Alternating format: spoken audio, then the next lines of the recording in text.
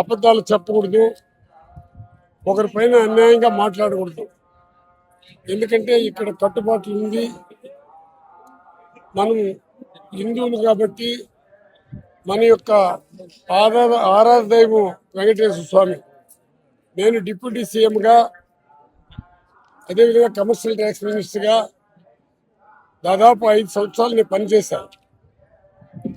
YSR party అనే ఆలోచనతో నాకు లేదు. కానీ చంద్రబాబు నాయుడికి నా విజ్ఞప్తి ఏమంటే, మీ చైర్మన్ గారికి విజ్ఞప్తి ఏమంటే, జేఈఓ గారికి, ఈఓ గారికి నా విజ్ఞప్తి ఏమంటే, నన్ను ఈరోజు ఎంత ఇది బాధ అని చెప్పను, ఇది కూడా దేవుడికే ఒప్పించిన జనరల్ సీట్లు పెట్టి నన్ను తీసుకొని ఒక దగ్గర కూర్చొని పెట్టి, నీకు కూడా జనరల్ ఇచ్చారు, మేమేం చేయలేమని చెప్తే, పేరు చెప్పను, ఒక ఆయన నన్ను చూసి సార్ ఈ విధంగా పొరపాటుకి ఇచ్చేస్తున్నారు, ఇది చేయకూడదు సార్ అన్నాడు.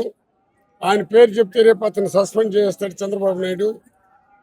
చంద్రబాబు నాయుడికి నా విజ్ఞప్తి ఏమంటే, దయచేసి వైఎస్ఆర్ పార్టీకి సంబంధించిన వాళ్ళు ఎమ్మెల్యే ఉన్నా, ఎమ్మెల్సీ ఉన్నా, ఎక్స్ మినిస్టర్ ఉన్నా, ఎక్స్ బోర్డు చైర్మన్లు ఉన్నా, ఎక్స్ బోర్డు మెంబర్లు ఉన్నా, మాకు ఈ దేవస్థానంలో కనీసం ఈ ప్రోటోకాల్ లేకుండా, దర్శనాలు లేకుండానే చేయాల్సిందిగా నేను, ఎందుకంటే చంద్రబాబుని కోరుతున్నాను.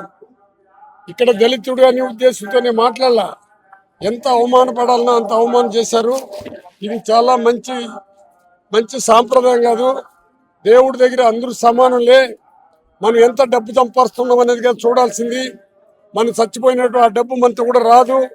మానవ సేవయే మాధవ సేవ అన్నారు. దేవుడి దగ్గర కూడా ఇటువంటి డిఫరెన్సెస్ పెట్టుకొని ఇటువంటి ట్రీట్మెంట్ ఇవ్వటం ఈ కూటమి ప్రభుత్వానికి కాదు, మా ముఖ్యమంత్రి చంద్రబాబు నాయుడికి కూడా చెప్తున్నాను, ఇది మంచిది కాదు. దీనివల్ల మన మానవత్వం నశించిపోతుంది, కానీ మానవత్వం అనేది ఉండదు. ఇప్పుడైనా తెలుసుకొని దీనిపైన కఠినమైన చర్యలు తీసుకోండి, లేదా అందరికీ బ్రేక్ దర్శనాలు కట్ చేయండి, పేదవాడికి మంచిగా చేయండి. ప్రతి పేదవాడు కూడా దేవుడితో ఉంటాడు.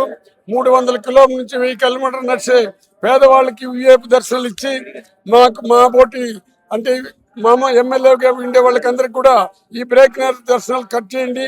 దీంట్లో కేవలం వైఎస్ఆర్ పార్టీని ఆలోచనతో ఇటువంటి దారుణమైన కార్యక్రమాలు చేయొద్దని మీ ద్వారా చంద్రబాబు నాయుడికి విజ్ఞప్తి చేస్తున్నాను.